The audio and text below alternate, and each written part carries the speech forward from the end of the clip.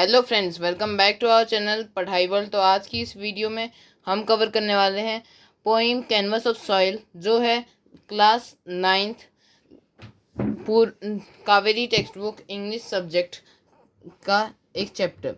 तो ये third chapter के अंदर जो पोइम है उसका ये पार्ट है। तो उसमें आज हम इसके फुल जो भी इस पोइम में हमें क्या बताया गया है, उसके क्या हमें नोट्स बनाने चाहिए, उन्हें हम डिस्कस करने वाले हैं।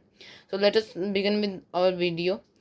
सबसे पहले आता है रीडिंग फॉर अप्रिशिएशन, जिसमें हमें पूरी पोइम दी गई है। मैंने इधर पूरी पोइम लिखी है और 3 हार्ड वर्ड्स हैं जो हमारे बुक्स में भी मैंशनड है।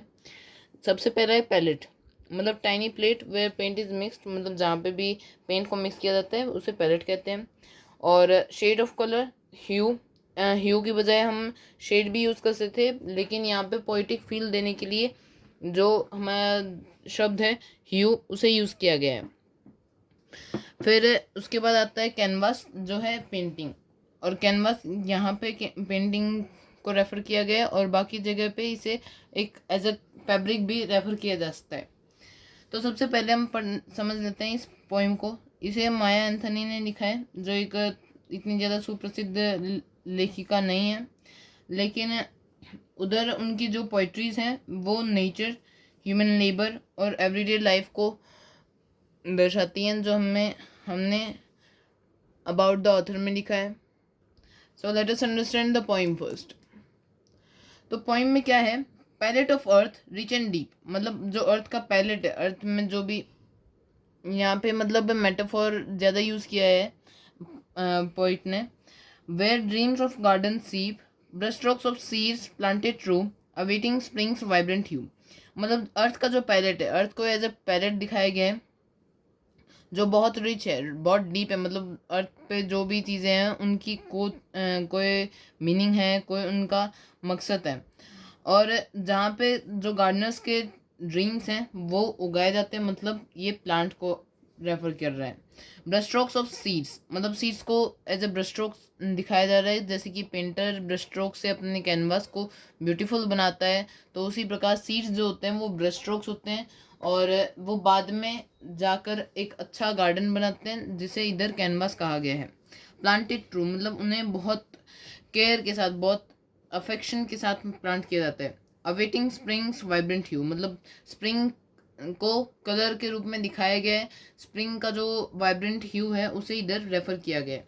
Blossoms bloom a painted sight, dancing in the morning light, shades of green red and blue, nature's artwork ever new. तो यहाँ पे ब्लॉसम्स जो हैं वो ब्लूम करते हैं, एक पेंटेड साइट बनती है, और डांसिंग, जब मॉर्निंग लाइट में डांस करते हैं ये प्लांट्स तो वो बहुत ज़्यादा सुंदर दिखते हैं। Shades of green red and blue, मतलब उधर ग्रीन रेड ब्लू जो कंटेम्प्रेरी कलर्स हैं उनके शेड्स बहुत ज़्यादा दिखते हैं, मतलब हमारा गार्डन बहुत ज़्यादा कलरफुल है। ग्रीन पत्तों के लिए और रेड जो फूल हैं, रेड और ब्लू फूल फूल और फलों, इनके लिए यूज़ किया गया है। Nature's artwork ever new, nature का आर्टवर्क हमेशा न्यू रहेगा, चाहे वो कितना ही पुराना हो जाए। Each plot a canvas wide, where art and life coincide, in the hands of those who till, gardens become painting still, मतलब एक जो अलग अलग प्लॉट्स हैं, मतलब अलग अलग जो खेत हैं वो कैनवास बन जाते हैं, और जहाँ पर आर्ट और लाइफ, मतलब जो लाइफ है उसे आर्ट के रूप में दिखाया गया है। प्लांट्स में लाइफ होती है और उसे एज एन आर्ट हम इधर पोइट के द्वारा देख रहे हैं। इन the hands of those who till, मतलब उसे जो सींचते हैं, उनको उस ज़मीन को जो सींचते हैं प्लांट ग्रोइंग के लिए, उनके हाथों से उसे पेंट किया जाता है। गार्डन्स बिकम पेंटिंग स्टिल, मतलब जो उन गार्डन्स की सिंचाई करते हैं उनसे वो एक सुंदर सी पेंटिंग बन जाती है। फिर हम बढ़ते हैं क्रिटिकल रिफ्लेक्शन पे। और इस चैप्टर की जो चेक ऑन योर अंडरस्टैंडिंग है बहुत इजी है to be done in the book. और इसमें मेन जो लिटरेरी डिवाइसेस यूज़ हुए हैं मैं पहले तो ये बता देता हूँ। और यहाँ पे सबसे पहले राइमिंग स्कीम क्या है, इधर ए डीप, सीप ए से राइम कर रहा है, मतलब ए, ट्रू बी, सीप से राइम नहीं कर रहा है। ह्यू ट्रू से राइम कर रहा है, मतलब ए बी, हमारी राइमिंग स्कीम रहेगी। और उसके बाद इसमें जो अलग मेन तो मेटाफोर यूज़ किया गया है, और जो इधर पर्सोनिफिकेशन तो है नहीं, और साथ में एलिट्रेशन यूज़ किया गया है। और एलिट्रेशन के एग्जांपल्स हैं जैसे ब्लॉसम्स ब्लूम, ब्ल ब्ल, ये दो कॉन्सोनेंट्स जो हैं, जो वॉइसेस हैं, उन्हें रिपीट किया गया है। और बाकी के जो इसमें हमारे जो एलिट्रेशंस रहेंगे वो आप हमें कमेंट बॉक्स में लिख के बताएंगे। So let's continue with our critical reflection. तो क्रिटिकल रिफ्लेक्शन में क्या है, read the following extracts given below and answer the following questions. तो brush strokes of seeds painted true awaiting springs vibrant hue, ये हमारा एक्सट्रैक्ट है। इस poem, इस स्टेंजा के आधार पे हमें आंसर देना है। Which option uses A metaphor, she has a heart of gold. मतलब जो हमारे बुक में ऑप्शन भी है, she has an heart of gold, वो मेटाफोर यूज़ कर रहा है, क्योंकि हार्ट रियल में गोल्ड का नहीं होता। मेटाफोर जो होता है, मेटाफोर और सिमिली दोनों सेम होते हैं, लेकिन सिमिली में डायरेक्ट कंपैरिजन होता है, मेटाफोर में इनडायरेक्ट। मतलब सिमिली में लाइक, एज, ये वर्ड्स यूज़ किए जाते हैं, लेकिन मेटाफोर में वो वर्ड्स नहीं यूज़ किए जाते हैं। Complete the sentences appropriately. The phrase planted true is significant because it implies seeds are sown carefully and with honesty and hope for good growth. Why has the poet used hue instead of color? Because it gives more poetic and specific sense of shade and beauty. Complete the following analogy. तो summer जो होता है वो hot होता है, spring vibrant होता है। Assertion and reasoning का question. Gardeners wait for springs. Yes. Gardeners are worth painted in springs. जो गार्डन्स हैं वो पेंटिंग के लायक हैं स्प्रिंग के दौरान। तो हाँ, ये भी ट्रू है, मतलब both A and R are true and R is correct explanation. फिर हम आगे के एक्सट्रैक्ट पे बढ़ते हैं, जो एक्सट्रैक्ट 2 है। Each plot a canvas wide where art and life coincide. What does each plot refer to in this extract?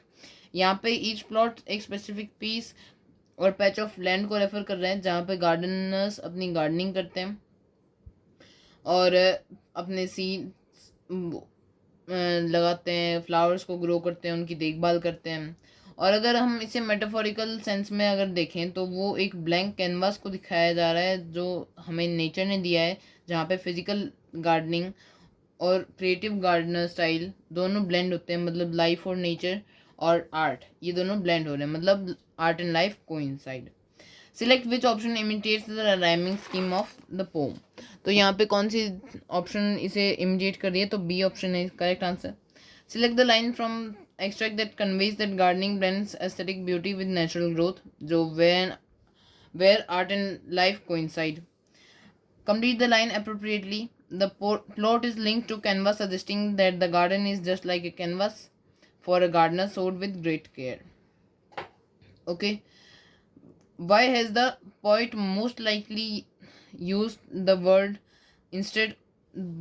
wide instead of long in canvas wide to give a more poetic and artistic effect to rhyme wide with coincide? Okay. फिर हमें जो comparisons हैं उनका reason देना है, जो मैंने इधर थोड़ा सा सिंपल शब्दों में लिखा है ताकि आपके अंडरस्टैंडिंग के लिए ईजी रहे। Let us move on to the end answer the following questions. तो आंसर द फॉलोइंग क्वेश्चंस में क्या है? How does the metaphor brushstrokes of seeds enhance the understanding of gardening as an art form? तो metaphor उसे express करते हैं।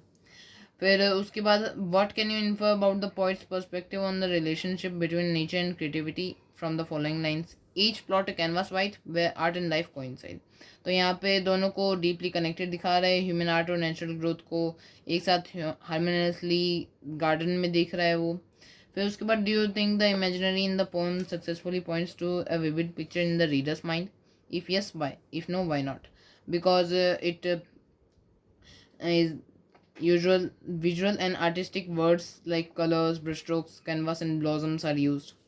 Support the view that the poet's mention of the color yellow besides red, blue and green would have lent efficiently to the imaginary. Yes, क्योंकि जो yellow colour है वो brightness और warmth provide कर, जो उसे दर्शाता है, वहाँ पे उसे हम सनलाइट, फ्लावर्स और जॉय के साथ एसोसिएट कर सकते थे। फिर moving on to the next. तो फिफ्थ क्वेश्चन है, considering the line gardeners have become painting still, what can you interpret about the poet's view on the timelessness of nature's beauty? तो यहाँ पे ये दिखा रहा है कि गार्डन्स जो हैं वो आर्टिस्टिक ब्यूटी को प्रिजर्व करते हैं, जबकि गार्डनर्स का वर्क वो जो गार्डनर्स हैं वो कोई आर्टिस्ट नहीं होते, लेकिन उन्हें आर्टिस्ट का दर्जा दिया गया है क्योंकि वो बहुत केयर के साथ, बहुत क्रिएटिविटी के साथ अपने सीड्स को शो करते हैं।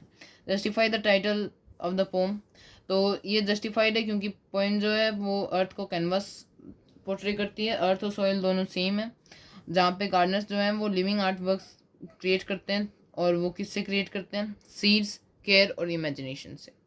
तो along with this our video gets to an end. Thank you for watching my video till the end. अगर आपने बाकी की मेरी वीडियोस नहीं देखी हैं तो प्लीज़ मेरे चैनल पे जाके बाकी वीडियोस देख सकते हैं, और आपको बाकी सब्जेक्ट्स के भी नोट्स मिल जाएंगे हमारे चैनल पे। अगर आपको किसी भी चैप्टर के नोट्स चाहिए तो आप प्लीज़ हमें कमेंट सेक्शन में कमेंट कीजिए कि इस चैप्टर के नोट्स चाहिए, ताकि हम आपको वह चैप्टर जल्द से जल्द प्रोवाइड कर पा सकें। Thank you for watching my video till the and. Thanks for watching.